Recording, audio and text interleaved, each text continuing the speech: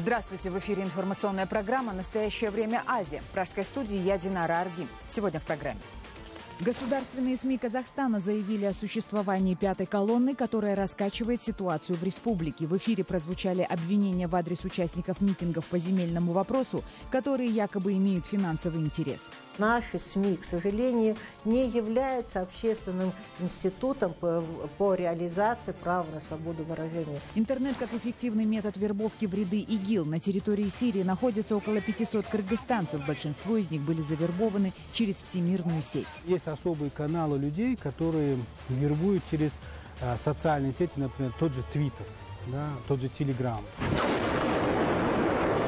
В Алеппо идут ожесточенные бои, под ударом переговоры о перемирии. Тем временем Россия опровергает информацию об авиаударе по больнице в Алеппо, которая, по данным врачей, унесла жизни 50 человек. В Афганистане открылась школа компьютерного программирования для девочек. В стране, где 85% женщин не имеют образования, этот проект открывает для девушек новые возможности. Нас вдохновляет идея того, что мы делаем женщин сильнее, обучая их. Благодаря этому они могут быть независимыми и востребованными в сети. В Казахстане первая и единственная в республике девушка стала участницей боев без правил. Мои родители не против этого вида спорта. Вначале они немного возражали, но потом, когда люди начали смотреть, верить в меня, мои родители дали мне благословение. Главный государственный телеканал Казахстана заявил о существовании в республике пятой колонны, которая зарабатывает деньги на участниках митингов. Напомним, в нескольких казахстанских городах прошли акции протеста против поправок в Земельном кодексе. Как освещали и комментировали эти события в государственных СМИ, в репортаже Дмитрия Белякова. Казахстанские соцсети стали основной площадкой, где активно распространялись информация и видео земельных протестов, прошедших за последние 10 дней в нескольких городах Казахстана. Многие ведущие издания республики практически проигнорировали эти события. Президент Нурсултан Назарбаев заявил, что акции протеста устраивают провокаторы, которых необходимо наказывать. После выступлений на высшем уровне подключились государственные СМИ с терминами «информационная угроза», «опасность украинского сценария» или «повторение арабской весны». Один из ведущих телеканалов даже заявил о существовании некой пятой колонны, которая раскачивает ситуацию в республике. У нас есть конфиденциальная информация. За каждого человека, который придет на несанкционированное собрание, организаторы, нет, не те, кто вас позвал, а именно верхушка, кто всем на самом деле управляет, та самая пятая колонна, получает от 50 до 150 долларов за каждого. Это просто бизнес. Евразия в основном транслирует в Казахстане адаптированные программы российского Первого канала и несколько программ собственного производства. 20% доли ресурса принадлежит российскому ОАО «Первый канал». В пресс-службе телеканала были удивлены запросу настоящего времени на интервью с редактором аналитической программы. Вы пока можете скинуть свои вопросы, которые вы хотели бы задать, мне на почту.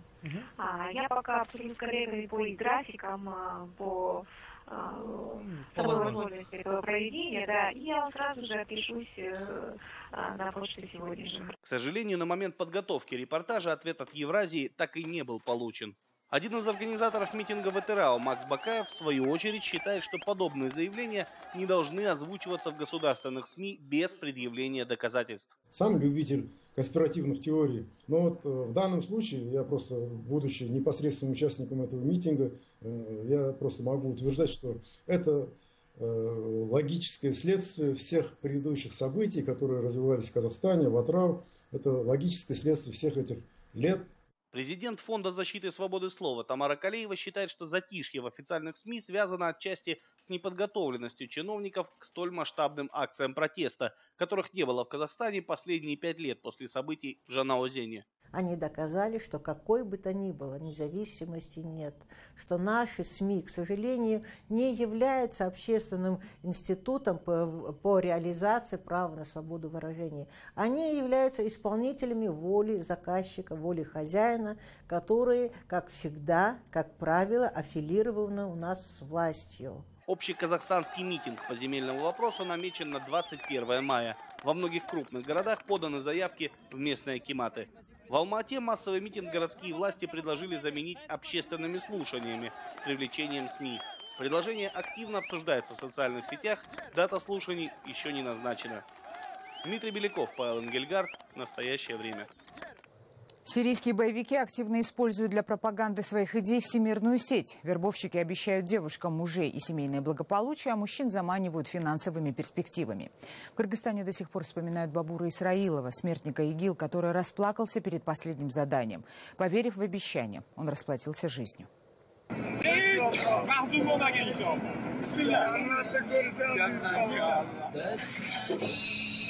Передумал в последний момент или верил до конца в ИГИЛ, смерть Бабура в его родном селе обсуждает до сих пор. Кто увидел ролик с плачущим смертником первым, уже непонятно. Видео сразу же показали его отцу. Сейчас WhatsApp у всех есть. Когда этот ролик увидели односельчане, они сразу признали моего сына. Он уехал в Россию, а потом оказался в Сирии.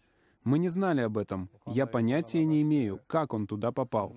Отправляли в Россию. Его, видимо, там и завербовали. Со своим сыном Тахир не общался. Мальчик рос с мамой, а когда она скончалась, Бабура забрал дядя. Так и жили в одном селе, отец с сыном. Виделись изредка, здоровались и не более. Бывало, его братья били, но он всегда молчал. Был спокойным, даже когда мы его ругали, он не возражал нам, сидел молча. Мы совсем не ожидали, что такое произойдет. На джихад в Сирию Бабур отправился отсюда. В этом доме у дяди он жил, пока не уехал в Россию. Именно там, по версии правоохранительных органов, его завербовали. Как так вышло, что молодой, вроде как даже не религиозный парень стал экстремистом, непонятно. О том, какой он был, мог рассказать только дядя Бабура, Хамидулла. Но и тот тоже уехал в Россию. Именно транзитом оттуда в Турцию, затем в Сирию целыми группами не раз уезжали кыргызстанцы. Язык регионализма, то есть язык землячества, да, через земляческие сети, то есть он земляк, он знакомый, и начинают общение и постепенно делают, да, вещи. И, естественно, есть особые каналы людей, которые вербуют через социальные сети, например, тот же Twitter, да, тот же Telegram, например. Или же есть разговаривать через WhatsApp. Конфликтолог Игбалджан Мирсаидов не первый год изучает религиозный экстремизм, ИГИЛ и вообще все, что связано с ним. Интернет, говорят ученые, сейчас работает на них. Наш анализ показывал, что есть некоторый треугольник. При вербовке существует треугольник. Первый треугольник – это, естественно, информационный, когда дается информация, что делается, как делается, да. А второй, вот второй угол – это те люди, которые делают какой-то идеологический посыл, да. То есть чисто идеологически обрабатывают его. То есть вот эта священность, это вот слова какие-то знаменитых людей, там, улемов дают, да. А третий угол, да, он дает некоторую логистику, каналы. Как можно выехать, куда можно выехать. Так, например, вербует невест боевиков, воюющих с армией Асада. Двух таких женихов, по предположению МВД, Кыргызстана задержали в городе Джалалабад прямо во время совершения обряда бракосочетания.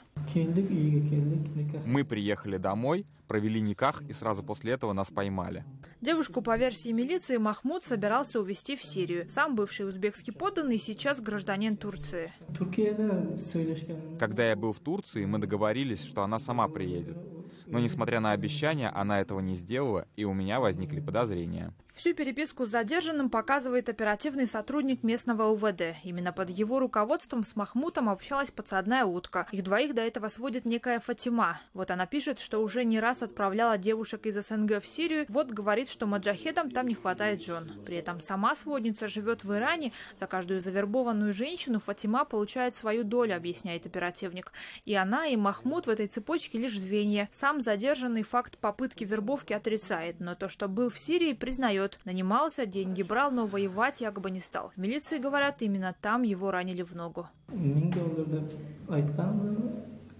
обещали там $1000, но дали всего 150. Обманули меня. Я поехал туда только из-за того, что они обещали мне дать денег. Сказали, будешь воевать, но из-за проблем со здоровьем я вернулся. В эти дни на территории боевых действий в Сирии находится по меньшей мере около 500 кыргызстанцев. Значительную часть из них завербовали именно посредством интернета. Жибек Бегалиев, Азат Антымаков. Настоящее время. Джалалабадская область, Кыргызстан. Россия опровергла информацию об авиаударе по больнице в сирийском городе Алеппо. Об этом заявил официальный представитель Минобороны России Игорь Коношенков.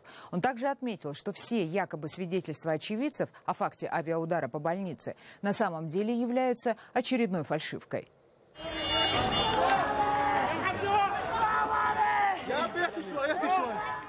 Напомним, в конце апреля международная организация «Врачи без границ» сообщила об обстреле госпиталя Аль-Кудс в Алеппо. В организации заявили о гибели по меньшей мере 50 человек, включая медперсонал и пациентов. США возложили ответственность за трагедию на власти Сирии и призвали Москву немедленно повлиять на Дамаск.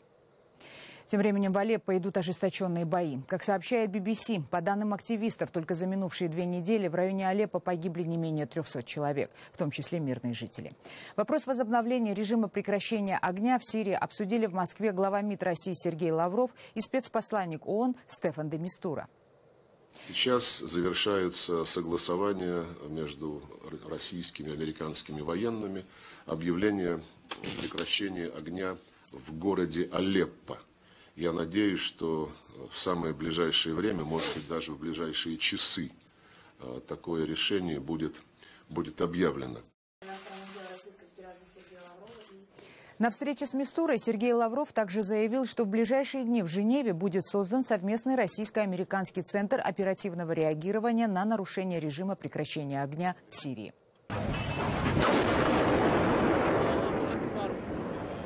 А во вторник агентство Рейтер со ссылкой на лондонский сирийский центр по контролю за соблюдением прав человека сообщило, что удару подверглась еще одна больница в Алеппо. Ракеты по госпиталю на этот раз предположительно выпустили повстанцы, воюющие с правительственными войсками Башара Асада. Сирийские военные подтвердили эту информацию, возложив ответственность за удары на боевиков террористической группировки Джабхат ан-Нусра. В Ливане находится около 50 тысяч детей, рожденных в лагерях беженцев. Их родители покинули Сирию из-за войны. Никаких документов, признающих их гражданами какой-либо страны, у них нет. Соответственно, их дети также нигде не зарегистрированы. Почему целое поколение сирийских детей рискует остаться без будущего? В репортаже Рейтер. 7-месячная Нур живет в брезентовой палатке в долине Бека на востоке Ливана. Она первый в семье ребенок, рожденный в лагере беженцев. Ее родители вместе с 2 другими дочерьми бежали из Сирии еще в начале войны, но так и не нашли новое пристанище, рассказывает мать девочки Ашика. Если нам не удастся зарегистрировать ее здесь, то это будет проблемой. Если мы вернемся в Сирию, то там ее не признают. Если кто-то остановит нас, то мы не сможем доказать, что это наш ребенок. И это проблема.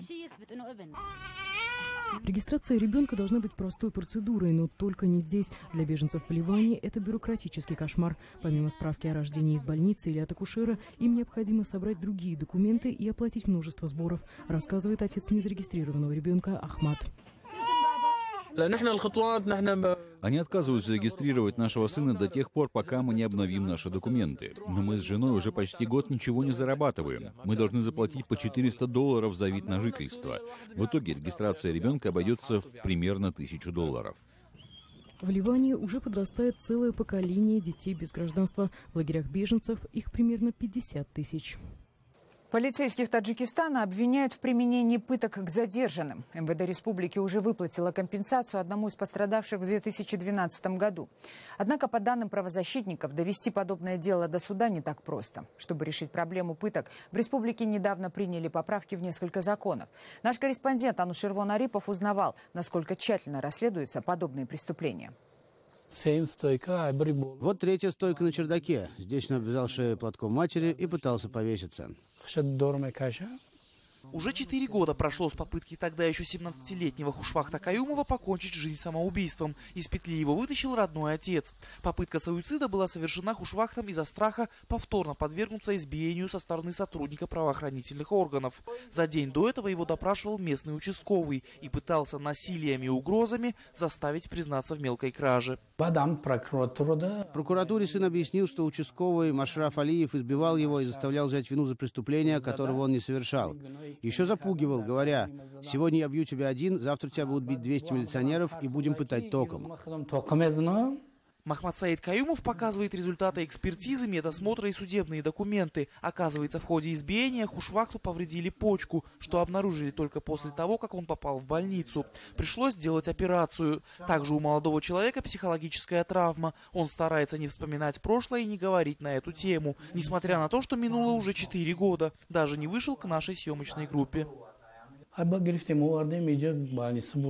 После попытки самоубийства отвезли в больницу, где он пролежал 21 день. Еще 16 дней в городской больнице, где сделали операцию, потом каждый месяц ездили на осмотры. После операции показали психологам. Они провели осмотр и сказали, что будут наблюдать его 5 лет. Участковый, избивший Хушвахта, был приговорен к 7 годам лишения свободы, но был амнистирован на 3-й год. Иск против МВД с требованием возмещения морального ущерба на сумму в $38 тысяч в национальной валюте удовлетворен частично. Суд постановил выплатить Хушвахту около 2000. Но мы не согласны с данной суммой, так как в действительности эта сумма компенсации морального ущерба, она является несправедливой и недостаточной тому, что перенес и что пережил Хушвахт, будучи еще несовершеннолетним в то время. И вот эта вот реабилитация, вот это вот как бы вот урон, который был нанесен его здоровью, он продолжается до сих пор. Случай, произошедший с Хушвахтом, не уникален. Эксперты-правозащитники утверждают, что органы правопорядка часто прибегают к пыткам для получения признаний. Насилие распространено в тюрьмах и в армии. В прошлом году организациями-членами коалиции против пыток Таджикистана задокументировано 21 новое дело.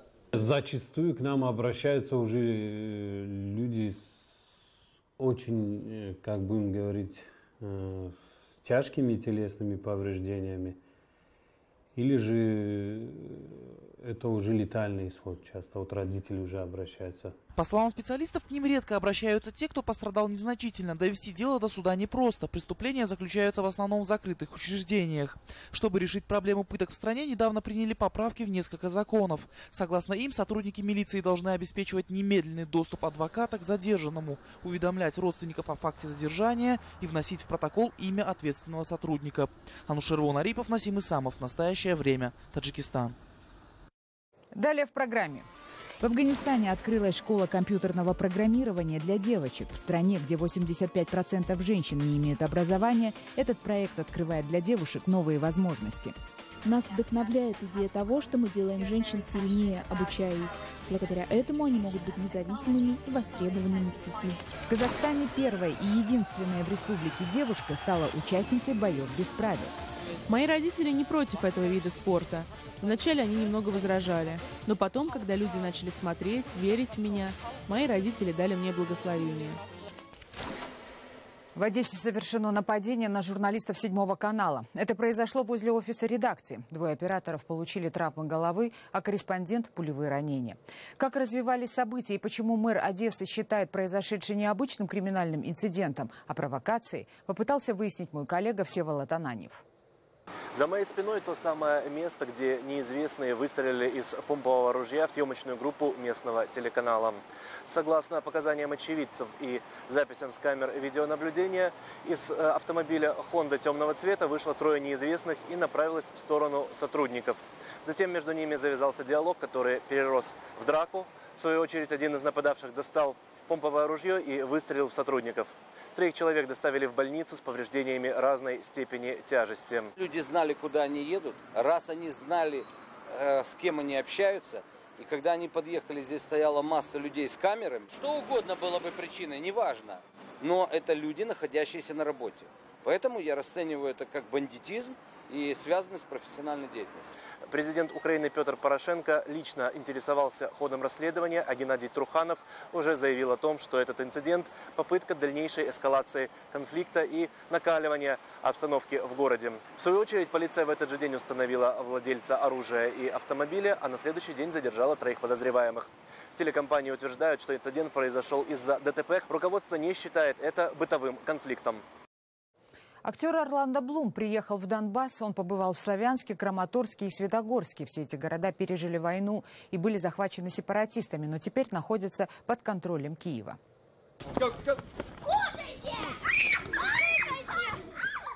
Блум приехал в Донбасс с гуманитарной миссией ООН, чтобы привлечь внимание к проблемам детей, пострадавших от войны. В результате боевых действий в регионе каждый 5-й детский сад и каждая 5-я школа были уничтожены. При помощи ЮНИСЕФ было восстановлено почти 60 школ, а психологи фонда помогают детям преодолеть последствия травм. Представьте, всего 2% гуманитарной помощи идет на образование. Этого, конечно, недостаточно. Дети должны учиться ради будущего. Женская школа программирования, расположенная в афганской провинции Герат, выиграла грант от корпорации Google. Для страны, где 85% женщин не имеют образования, этот проект уникален, так как позволяет девушкам не только получить профессию, но и стать материально независимыми. Ферештех Фарук родилась в семье афганских беженцев, оказавшихся в Иране после ввода советских войск в Афганистан. В начале 2000-х, после падения режима талибов, ее семья вернулась в Герат. Девушка окончила университет, а затем получила степень магистра в Берлинском техническом университете. Ей предлагали хорошую работу в Европе, но Ферештех вернулась в родной город и открыла школу программирования для девочек. Я создала Code to Inspire как платформу, позволяющую научить девушек ориентироваться в сети интернет и технологиях, чтобы в будущем они могли найти работу онлайн или открыть собственный бизнес.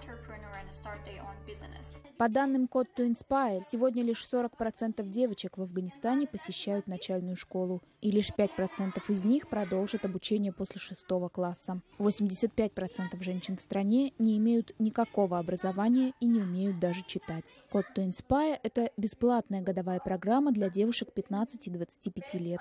Здесь их учат создавать сайты, писать программы и приложения для смартфонов. В настоящее время здесь учатся 53 ученицы. Нас вдохновляет идея того, что мы делаем женщин сильнее, обучая их. Благодаря этому они могут быть независимыми и востребованными в сети.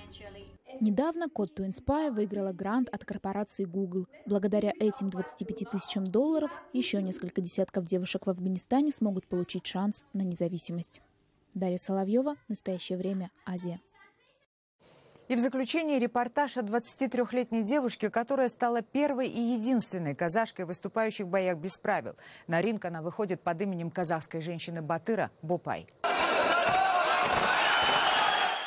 23-летняя Замзагуль Файзаланова увлекается боями без правил около года. За последние 8 месяцев она провела на ринге 3 успешных поединка. В Атырау Замзагуль одолела Лиану Джоджа из Грузии, которую до этого считали непобедимой. В спорт я пришла в 13 лет, в дзюдо. 8 месяцев назад перешла в бои без правил. В боях без правил провела 3 встречи, победила во всех 3. В этом сезоне, в июне, в Китае проведу встречу с девушкой из Таиланда. К предстоящему поединку Замзагуль готовится в Алматы. Тренировки по 5-6 часов в день. Девушка говорит, что для успешного выступления нужно освоить приемы карате, борьбы и бокса.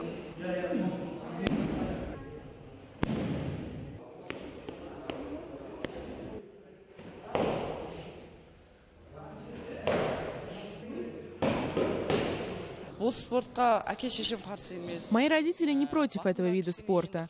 Вначале они немного возражали. Но потом, когда люди начали смотреть, верить в меня, мои родители дали мне благословение. Замзагуль первая и пока единственная девушка-казашка в боях без правил. По ее словам, у каждого бойца должен быть псевдоним. Для себя она выбрала имя Бопай.